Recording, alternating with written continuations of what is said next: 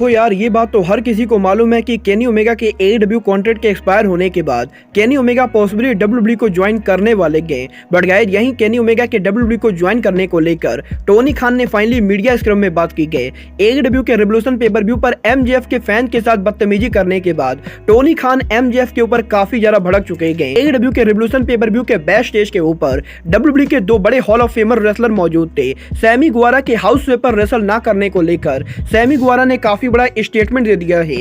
एडब्ल्यू के revolution pay per view के ticket cell के जरिए एडब्ल्यू कंपनी ने कितना रेवेन्यू किया है, ये चीज भी फाइनली रिवील हो चुकी है। तो गाइज, वहीं एडब्ल्यू के अंदर एडब्ल्यू के एक बड़े फैक्शन को डिसबैंड कर दिया गया है। तो गाइज, चलिए बिना किसी देरी के शुरू करते हैं इस वीडियो को। और गाइज, सबसे पहले बात करेंगे एडब्ल्यू के world champion Maxwell Jacob Friedman MJF की। वेल गाइज, जैसा कि आप लोगों ने एडब्ल्यू के रेवोल्यूशन पेपर व्यू के मेन इवेंट पर देखा, कल एडब्ल्यू के रेवोल्यूशन पेपर व्यू के मेन इवेंट के ऊपर जब एमजेएफ और ब्रायन डेनियल्सन का 60 मिनट आयरन मैन मैच हो रहा था, तो गाइज इस मैच के शुरुआती दौर के अंदर एमजेएफ क्राउड के अंदर ब्रायन डेनियल्सन पर अटैक कर रहे थे। और गाइज, यहां पर एक टाइम पर क्राउड एरिया के अंदर एमजेएफ ने एक बोतल को लेकर एक फैन के ऊपर फेंक दिया था। और गाइज, यहां पर जब एमजेएफ ने यह हरकत की थी, तो गाइज लोगों को यह लगा था कि एमजेएफ ने वाटर को लेकर किसी फैन के ऊपर फेंका है। बट गाइज, यहीं एमजेएफ के उस वाटर बॉटल की वजह से अब बहुत ही बड़ी कंट्रोवर्सी क्रिएट हो चुकी है, क्योंकि गाइज यहां पर एमजेएफ ने क्राउड के अंदर जिस बच्चे के ऊपर वाटर बॉटल को फेंका था, वो वाटर बॉटल नहीं बल्कि टकीला बॉटल थी।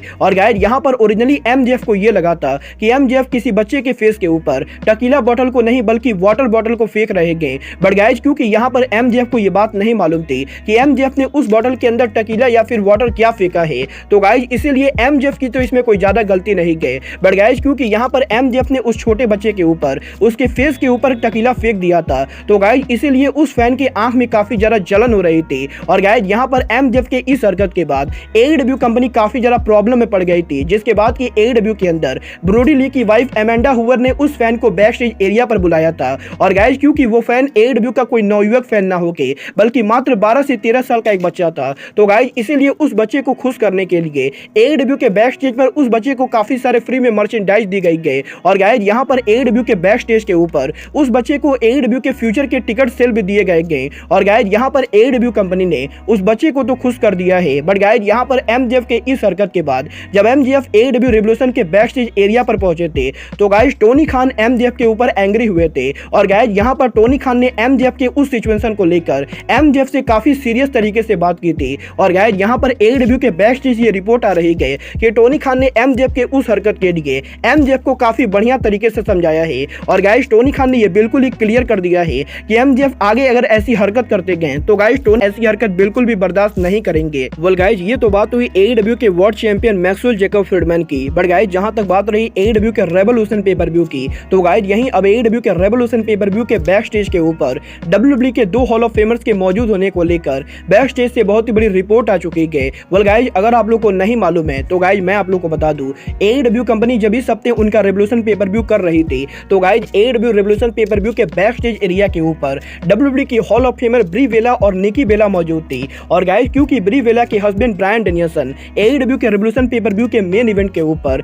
एडब्ल्यू के वर्ल्ड चैंपियनशिप के लिए चैलेंज कर रहे थे, तो गाइज यहां पर ब्रायन डेनियल्सन को सपोर्ट करने के लिए ही द बेला ट्विंस डब्ल्यूडब्ल्यूई के रेसलर होने के बाद भी एडब्ल्यू के रेवोल्यूशन पेपर व्यू के बैक स्टेज एरिया पर मौजूद थी। बट गाइज, क्योंकि यहां पर बेला ट्विंस अब भी डब्ल्यूडब्ल्यूई के अंदर डब्ल्यूडब्ल्यूई के हॉल ऑफ फेमर कॉन्ट्रैक्ट के अंदर है, तो गाइज यहां पर डब्ल्यूडब्ल्यूई के कॉन्ट्रैक्ट सिचुएशन की वजह से बेला ट्विंस एडब्ल्यू के ऑन स्क्रीन पर अपीयर नहीं हुई थी। बट गाइज, इसके बावजूद भी ब्रायन डेनियल्सन को सपोर्ट करने के लिए बेला ट्विंस एडब्ल्यू के रेवोल्यूशन पेपर व्यू के बैक स्टेज एरिया पर मौजूद थी। तो बात हुई डब्ल्यूडब्ल्यूई के hall of famer Bella Twins की। बट गाइज, जहां तक बात रही एडब्ल्यू के रेवोल्यूशन पेपर व्यू की, तो गाइज यहीं एडब्ल्यू के रेवोल्यूशन पेपर व्यू के मीडिया स्क्रम के अंदर टोनी खान ने फाइनली इस चीज को रिवील कर दिया है कि एडब्ल्यू के रेवोल्यूशन पेपर व्यू से एडब्ल्यू कंपनी ने कितना रेवेन्यू किया है। वेल गाइज, यहां पर टोनी खान ने मीडिया स्क्रम में यह कंफर्म किया है कि एडब्ल्यू के रेवोल्यूशन पेपर व्यू की फाइनल टिकट सेल करीबन 9000 के बराबर थी, जहां पर इन 9000 टिकट सेल को बेच के एडब्ल्यू कंपनी ने टिकट सेल के जरिए करीबन $8 लाख कमाए गए। और गाइस, यहां पर एडब्ल्यू के रेवोल्यूशन पेपर व्यू के ऊपर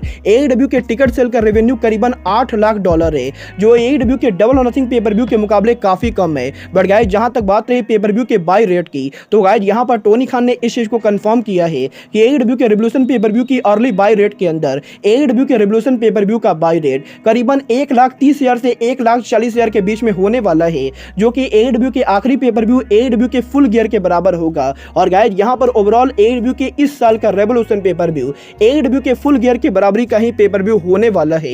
वेल गाइस ये तो बात हुई AEW के रेवोल्यूशन पेपर व्यू की। बट गाइस चलिए अब आगे बढ़ते हैं और बात करते हैं AEW सुपरस्टार सैमी गुवारा की।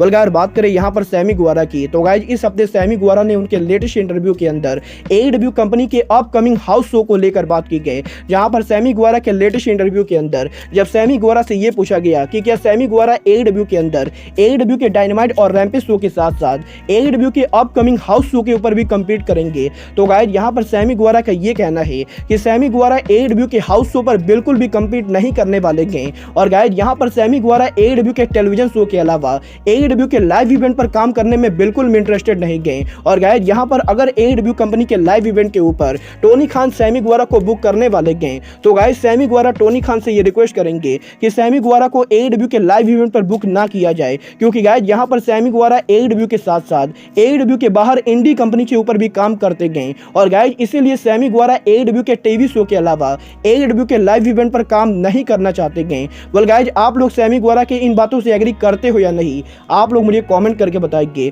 बट गाइस चलिए अब आगे बढ़ते और बात करते हैं AEW के wrestler and producer QT Marshall की। वेल गाइस अगर आप लोग QT मार्शल को फॉलो करते हो तो गाइस आप लोग को याद होगा कि आज से करीबन 2 साल पहले AEW के अंदर QT मार्शल ने AEW के अंदर उनके नाइटमेयर फैक्ट्री नाम का फैक्शन बनाया था, जिस फैक्शन के अंदर एंथोनी गोगो सहित AEW के बहुत सारे रेसलर काम करते थे। बट गाइस यहाँ पर पिछले काफी लंबे टाइम से AEW के टेलीविजन के ऊपर ना तो हमें QT मार्शल देखने को मिलेंगे और ना ही QT मार्शल का ये फैक्शन। और गाइस यही QT मार्शल के लगातार टीवी से गायब रहने के बाद अब इस हफ्ते QT मार्शल के लेटेस्ट इंटरव्यू के अंदर QT मार्शल ने इस चीज को कंफर्म किया है कि AEW कंपनी ने QT मार्शल के फैक्शन को हमेशा के लिए बैन कर दिया है। और गाइस यहाँ पर AEW के अंदर अब फैंस को दोबारा कभी भी नाइटमेयर फैक्ट्री एक साथ देखने को नहीं मिलेगी, क्योंकि गाइस यहाँ पर AEW के अंदर AEW कंपनी में जो एक्सपर्ट लोग काम करते गए उन लोगों का ये मानना है कि ये फैक्शन बिल्कुल ही बेकार फैक्शन है। और गाइस यहाँ पर AEW के बड़े रेसलर और एक्सपर्ट लोगों की वजह से QT मार्शल को उनके फैक्शन को बैन करना पड़ा है। और गाइस अब AEW के अंदर QT मार्शल कभी भी नाइटमेयर फैक्ट्री के साथ हमें दोबारा देखने को नहीं मिलेंगे। वेल गाइस आपको क्या लगता है AEW का नाइटमेयर फैक्ट्री को बैन करना AEW का सही डिसीजन है या नहीं, आप लोग मुझे कमेंट करेंगे। बट गाइस चलिए अब आगे बढ़ते हैं और बात करते हैं AEW के farmer trio champion Kenny Omega की। वेल गाइस बात करें यहाँ पर केनी ओमेगा की तो गाइस ये बात तो हर रेसलिंग फैन को मालूम है कि केनी ओमेगा के WWE को ज्वाइन करने को लेकर इस समय सोशल मीडिया के ऊपर काफी सारे रूमर चल रहे हैं। और गाइस बहुत सारे रिपोर्टर्स का भी ये दावा करना है कि 2024 में केनी ओमेगा के AEW कॉन्ट्रैक्ट के एक्सपायर होने के बाद केनी ओमेगा फाइनली WWE के ऊपर मूव करने वाले गए। और गाइस यहाँ पर WWE के ऑफिशियल किसी भी कीमत पर केनी ओमेगा को WWE में लाने वाले गए। बट गाइस यहीं अब ओमेगा के WWE को ज्वाइन करने को लेकर और WWE के ओमेगा के साइन करने के इंटरेस्ट को लेकर टोनी खान ने AEW के मीडिया स्क्रम के अंदर बात की गई। जब टोनी खान से मीडिया ने AEW के अंदर केनी ओमेगा के कॉन्ट्रैक्ट सिचुएशन को लेकर बात की तो गाइस यहां पर टोनी खान का ये कहना है कि केनी ओमेगा ऑर्गुली AEW कंपनी के one of the original wrestler हैं। और गाइस टोनी खान पर्सनली ये बिलीव करते गए कि दुनिया में बहुत ही कम रेसलर है जो रिंग के अंदर केनी ओमेगा के साथ कंपीट कर सकते गए। और गाइस इस बात में कोई भी शक नहीं गए कि AEW कंपनी के अंदर केनी ओमेगा ने ऑन स्क्रीन और ऑफ स्क्रीन इन दोनों जगह पर बहुत ज्यादा इनपुट दिया है। और गाइस केनी ओमेगा AEW के अलावा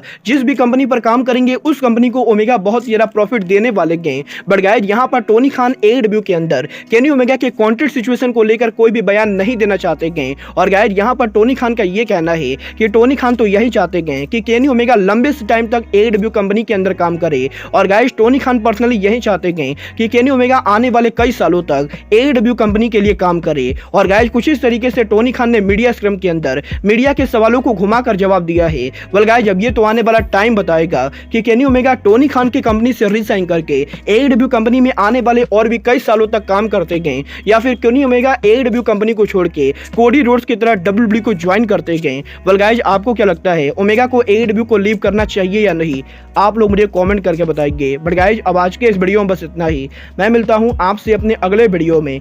बट गाइस तब तक के लिए goodbye, good night and bang.